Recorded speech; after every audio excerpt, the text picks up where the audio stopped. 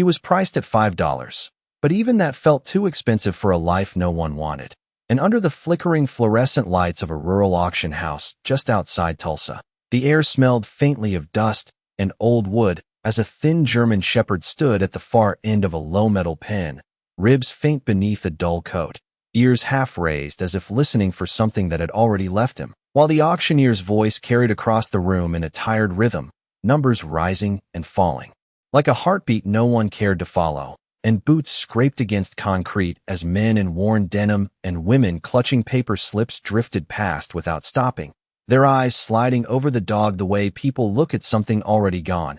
And somewhere near the back a folding chair creaked as someone sat down, uninterested, waiting for something better to come along, something worth bidding on, something that still held promise. But the dog did not move, did not bark, did not beg, because he had learned the quiet language of being overlooked, the kind that settles deep in the bones until even hope feels like a noise you no longer remember how to make. And the handler gave the leash a soft tug, not harsh, just enough to keep him standing upright, presentable, as if posture alone could make him matter, and the auctioneer lifted his gavel slightly, glancing around with a practiced half-smile. $5, anyone, he called, the words echoing off the metal walls, thin and hollow. But no hands rose, no voices answered, only the hum of an overhead fan turning slow circles, pushing warm air that carried the scent of hay and something faintly metallic. And the dog's eyes, a muted amber dulled by time, drifted across the room once, not searching, just passing through faces that never met his gaze, and then lowered again, because looking too long only made the silence louder. And near the entrance door, where sunlight cut a narrow line across the floor like a path no one took, a man stepped inside, boots pausing just beyond the threshold as if unsure he meant to be there at all.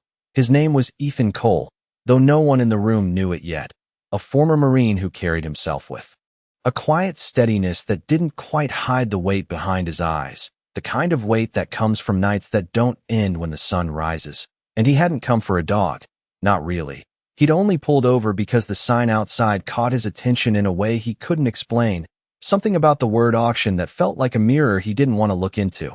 And as the gavel hovered in the auctioneer's hand, ready to close the moment, Ethan's gaze shifted, drawn not by sound but by stillness, by the absence of it, and it landed on the German shepherd at the edge of the pen, and for a second that stretched longer than it should have, nothing moved, not the crowd, not the air, not even the slow turn of the fan, because something passed between them that didn't need language, something quiet and heavy and unmistakably familiar, like recognizing a shadow you thought you'd left behind. And the dog lifted his head just slightly, not fully, just enough for his eyes to meet Ethan's across the distance. And in that small motion there was no excitement, no fear, just a flicker, faint but undeniable, as if somewhere beneath the silence, something remembered how to be seen. And the auctioneer cleared his throat, raising the gavel a little higher. "Last call," he said, his voice softer now, almost routine, as if the outcome had already been decided. And around them, the room held its breath without knowing why. The gavel did not fall right away.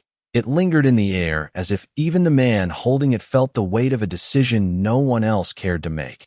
And the auctioneer shifted his stance, glancing once more across the room with a polite patience that had long since replaced expectation. $5, he repeated, softer now, almost to himself. And somewhere near the side wall a man coughed. Another checked his phone. Boots shuffled, but still no voice answered. And the dog remained exactly where he was, head slightly lowered again, as if that brief moment of eye contact had cost him something he could not afford to lose twice.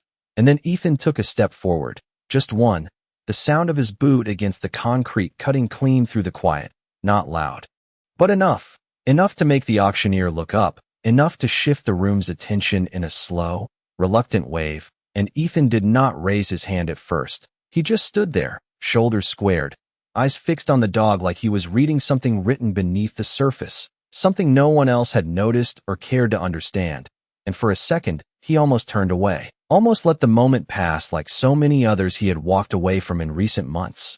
But there was something about the stillness of that animal, something familiar in the way it refused to ask for anything, that held him in place. And when he finally spoke, his voice was low, steady, carrying the weight of someone who did not speak unless it mattered. "I will take him," he said, not loud, not dramatic, just certain, and the words did not sound like a bid.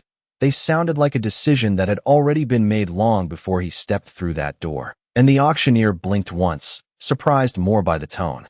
Then the offer, then nodded quickly, relief flickering across his face as he lowered the gavel with a soft tap instead of a strike. "Sold," he said, almost gently, as if the moment deserved more care than the room had given it.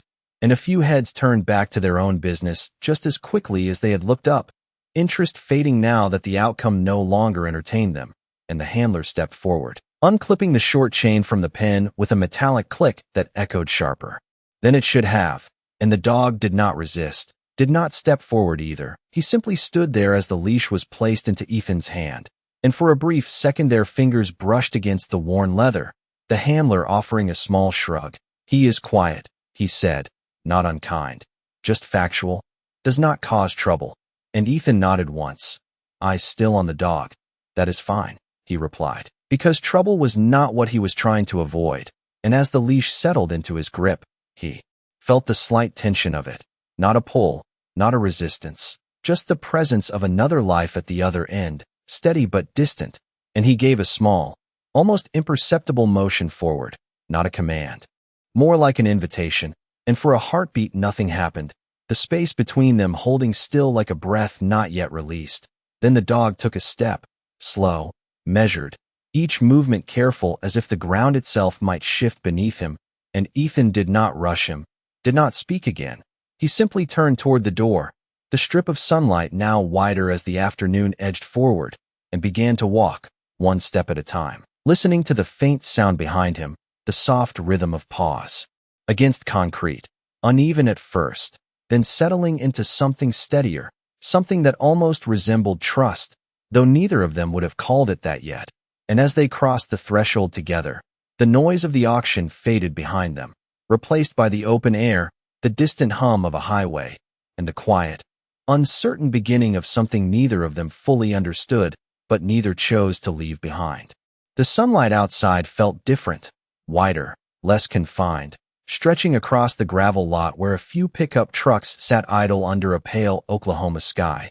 And Ethan paused just beyond the doorway as the dog stopped a half step behind him, the leash hanging loose between them like a question neither had answered yet. And a warm breeze moved through, carrying the faint scent of dry grass and distant asphalt, brushing against the dog's coat, lifting it slightly as if reminding him of something he had not felt in a long time. And Ethan glanced down, not quickly, not expectantly, just enough to check that the animal was still there, still choosing to stand rather than pull away. And for a moment they remained like that, side by side, but not quite together, two figures adjusting to the space around them. And then Ethan moved toward his truck, an old dark blue Ford with dust along the sides and a bed that had seen more miles than it remembered. And he opened the passenger door slowly, the hinge giving a soft creak that broke the quiet in a gentle way, not sharp, not urgent, just real. And he stepped back slightly, giving the dog room, not pointing, not commanding, just waiting, because he had learned somewhere along the way that not everything worth keeping could be told what to do. And the dog stood still, eyes shifting from the open door to Ethan and back again, weighing something invisible, something deeper than a simple step up. And the seconds stretched, long enough that a passing car on the highway became the only sound, a low hum fading into the distance. And then the dog moved, slowly placing one paw onto the metal step, testing it as if it might disappear, then another, until he pulled himself inside, settling into the seat with a cautious stillness, not relaxed, not tense, just present. And Ethan closed the door gently, walking around to the driver's side without looking back immediately, giving the moment its space. And when he climbed in and started the engine, the low rumble filled the cab, steady and grounding. And for a while neither of them moved much at all, the truck idling as Ethan rested his hands on the wheel, staring out through the windshield at the open road ahead, a road that did not promise anything but distance. And he finally exhaled, slow and controlled, as if releasing something he had been holding onto longer than he realized.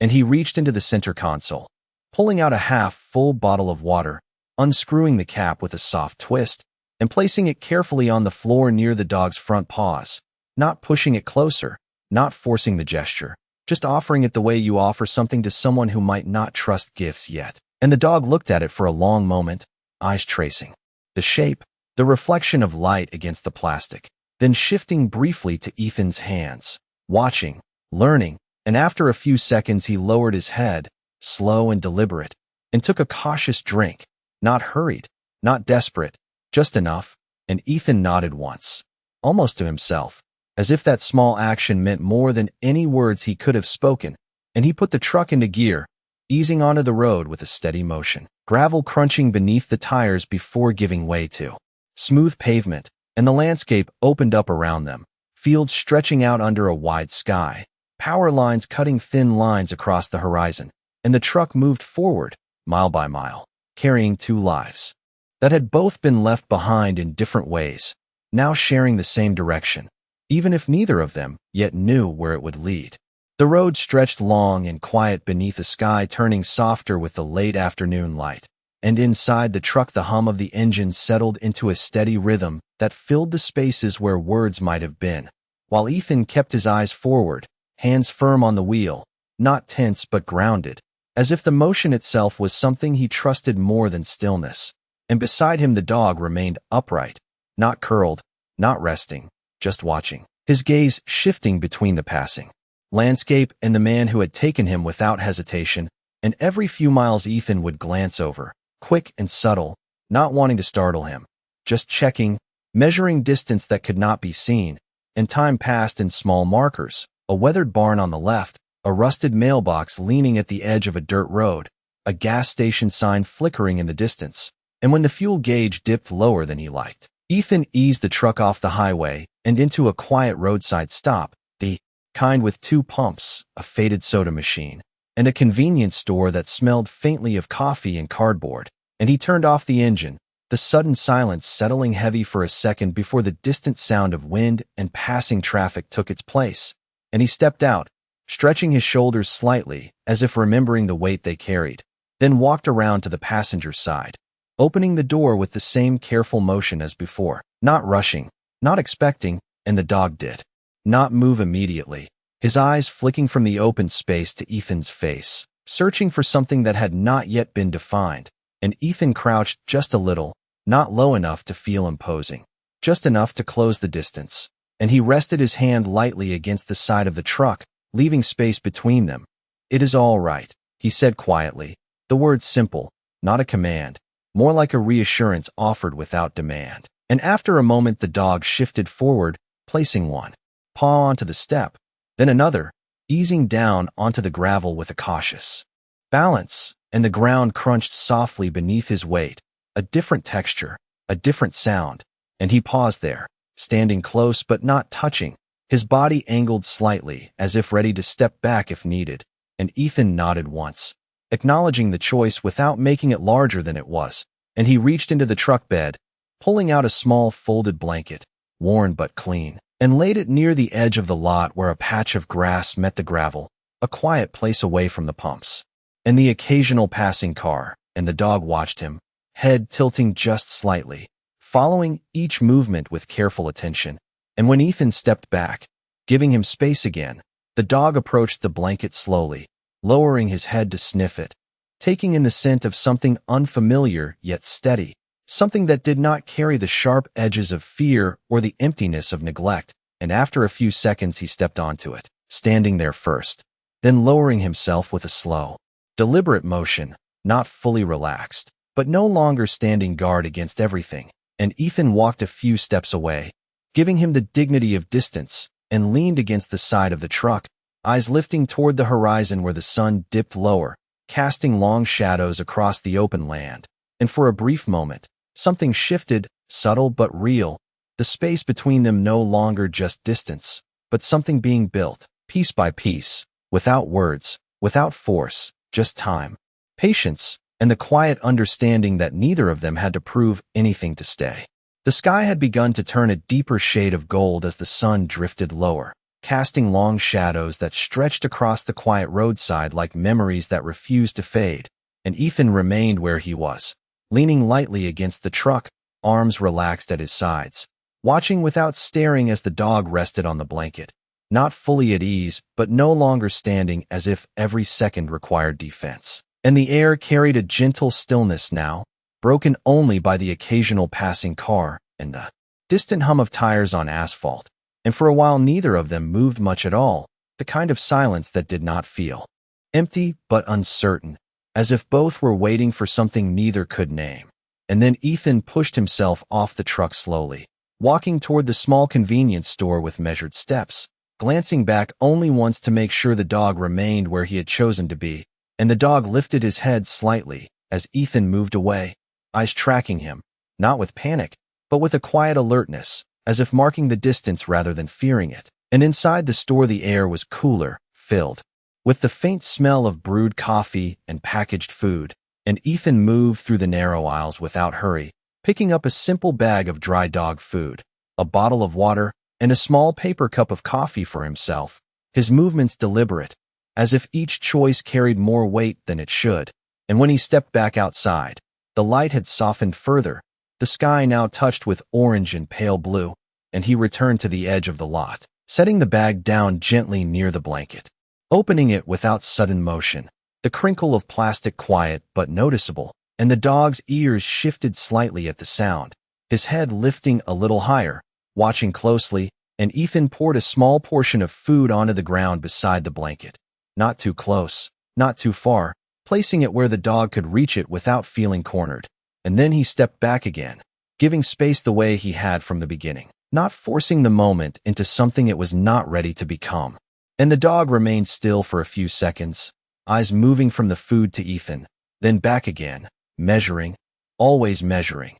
And finally, he leaned forward, lowering his nose toward the small pile, taking in the scent before touching it. And he ate slowly, not with urgency, but with a careful rhythm, as if relearning something basic that had once been taken for granted. And Ethan watched from a distance, his expression unchanged but his posture softer, a quiet acknowledgement of a small step forward. And when the dog finished, he did not immediately look up, instead remaining there for a moment, as if deciding what came next. And Ethan reached into the truck again, pulling out an old metal bowl, filling it with water from the bottle, and setting it near the blanket with the same steady care. And the dog approached it after a moment, drinking with the same cautious patience. And as he did, something shifted again, subtle but real, the tension in his shoulders easing just slightly, his stance less rigid. And when he lifted his head, a drop of water falling back into the bowl, his eyes met Ethan's once more. And this time they did not turn away as quickly, and Ethan held that look for a brief second, not pushing, not claiming it, just accepting it for what it was, a beginning. And the wind moved gently across the open land, carrying the quiet with it. And as the light continued to fade, neither of them rushed the moment, because for the first time in a long while, there was no need to hurry past something that might finally be worth staying for. The last of the daylight slipped behind the horizon, leaving the sky washed in a deepening blue as the first faint stars began to appear, and the air cooled just enough to carry a quiet stillness that settled over the roadside like a blanket. And Ethan moved with unhurried purpose, folding the empty food bag and placing it back into the truck, his movements steady, deliberate, as if routine was something he was relearning one action at a time. And the dog remained on the blanket, watching him, not with suspicion now, but with a quiet awareness, the kind that comes when something unfamiliar begins to feel less threatening. And when Ethan reached for the passenger door and opened it again, he did not gesture or call out. He simply stood beside it for a moment, giving space, letting the choice remain where it had always been. And after a few seconds the dog rose, slow and careful, stepping off the blanket and onto the gravel, the soft crunch beneath his paws breaking the silence just enough to mark the moment. And he approached the truck without hesitation this time, climbing in with a smoother motion than before, settling into the seat as if the space had already begun to belong to him. And Ethan closed the door gently, walking around to the driver's side, the sound of his boots steady against the ground. And when he climbed in and started the engine, the low rumble returned, familiar now, less foreign. And for a moment he did not drive. He simply sat there, hands resting on the wheel, eyes forward, as if gathering something unspoken. and then he reached into the glove compartment, pulling out a small worn notebook, flipping it open briefly before closing it again without writing, as if the words he might have placed there were not ready yet. And he set it back, shifting the truck into gear, easing back onto the road where the darkness had begun to settle, headlights cutting a narrow path through the night, and the world outside became quieter, reduced to silhouettes and passing reflections. And inside the cab the space felt smaller now, more defined, the presence of the dog no longer distant but shared, and as the miles passed, the rhythm of the drive became steady, almost meditative, the kind of motion that allows thoughts to rise without force. And after a while, the dog shifted slightly, not moving away, but closer, just an inch or two, enough that the space between them changed in a way that could be felt more than seen, and Ethan noticed it without looking, his grip on the wheel easing just a fraction, and he let out a slow breath, the kind that carries weight with it. And he spoke then, not loudly, not as if expecting a response, but simply because the silence no longer needed to hold everything. "You can stay," he said, the words simple, unadorned, yet carrying something deeper than their meaning. And the dog did not react outwardly, no sudden movement, no sound. But he did not pull back either. He remained there, steady, present, and the truck continued forward into the night, past empty fields and quiet roads, toward a place that had not yet been defined but was no longer empty.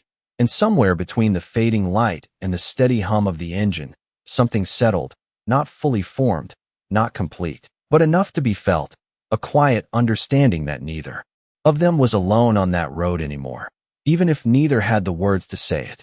The road narrowed as Ethan turned off the highway onto a quieter stretch lined with old fence posts and scattered trees, there, branches dark against the night sky, and the headlights carved a steady path forward while the rest of the world faded into shadow.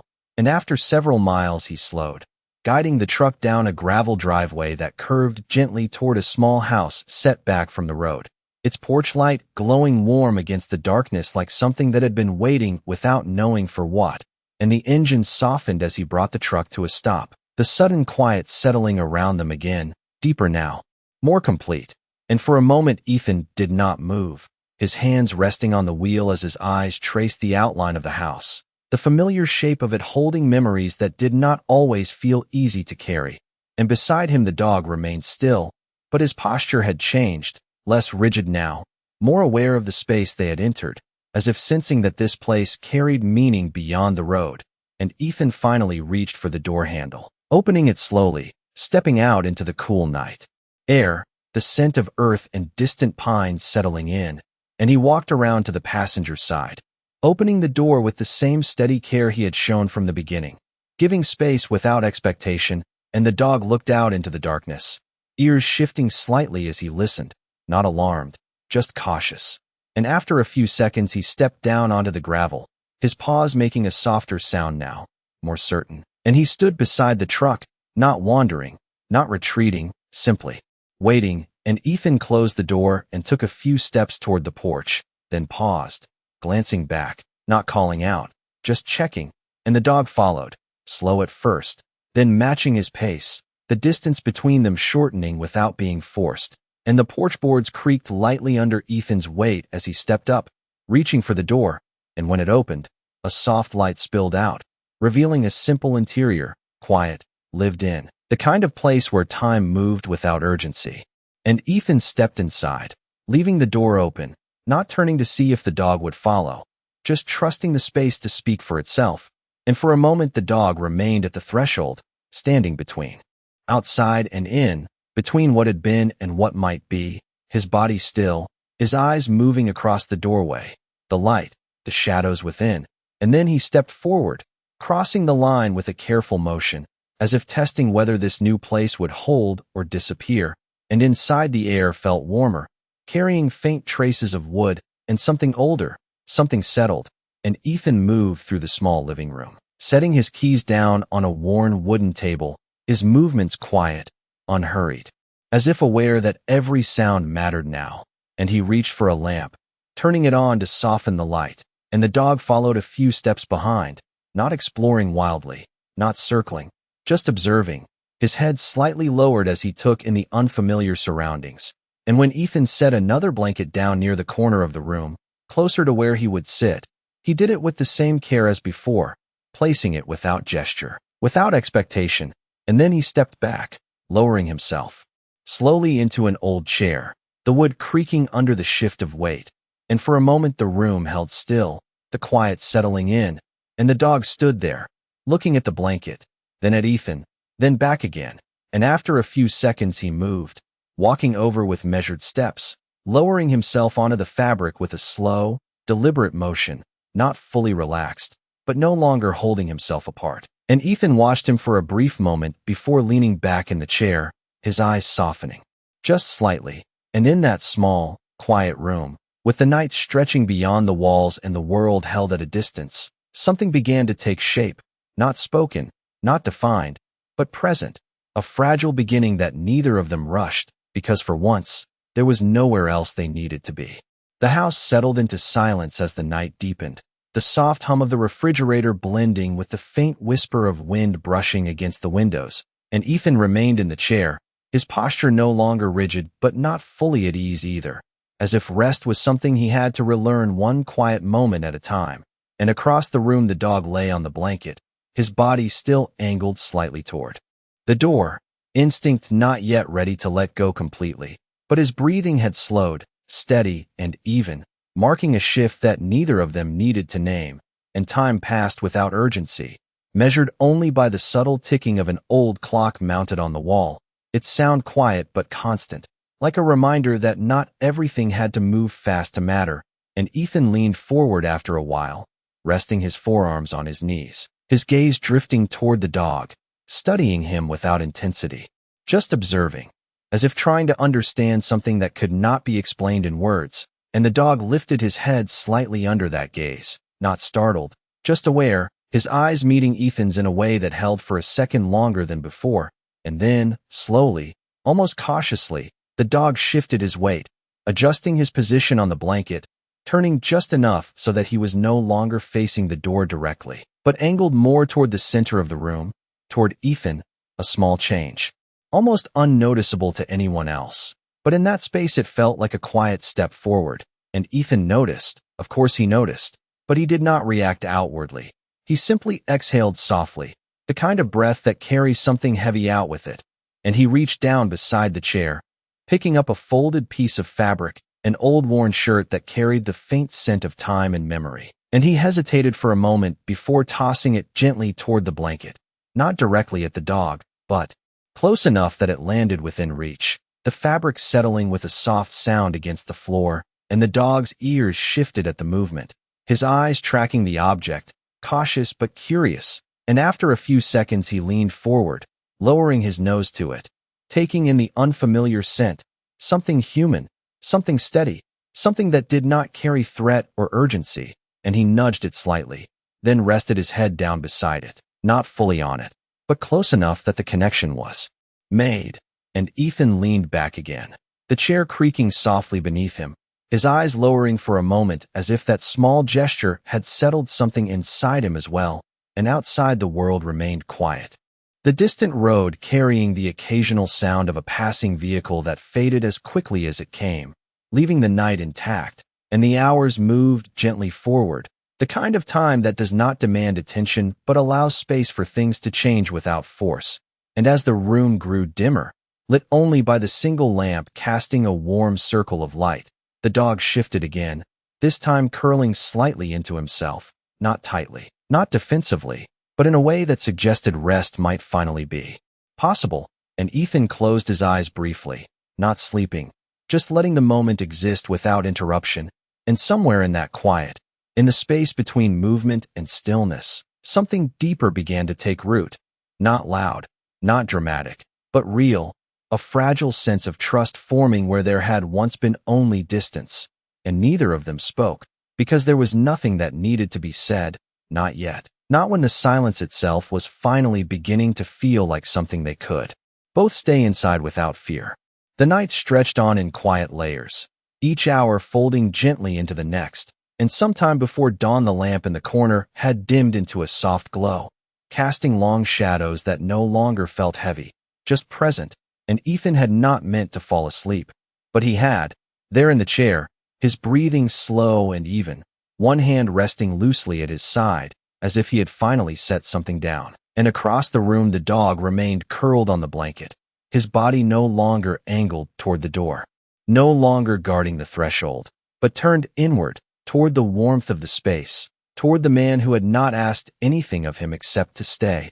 And the first light of morning came quietly, a pale gray filtering through the window, touching the edges of the room without urgency, and the dog stirred first, lifting his head slightly as the world shifted from night to day, his ears adjusting to the subtle sounds of a waking morning, the faint creak of the house settling, the distant call of birds beyond the walls. And he did not rise immediately.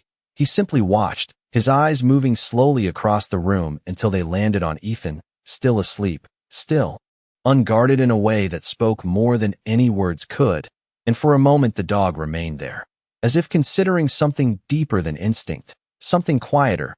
And then he stood, not abruptly, not with tension, but with a calm that had not been there before, and he stepped off the blanket, his paws silent against the wooden floor as he moved closer, each step measured but no longer hesitant. And he stopped just a few feet away from Ethan, close enough to hear the steady rhythm of his breathing, close enough to feel the presence without needing to retreat, and he lowered his head slightly, not in submission, not in fear, but in something that resembled understanding.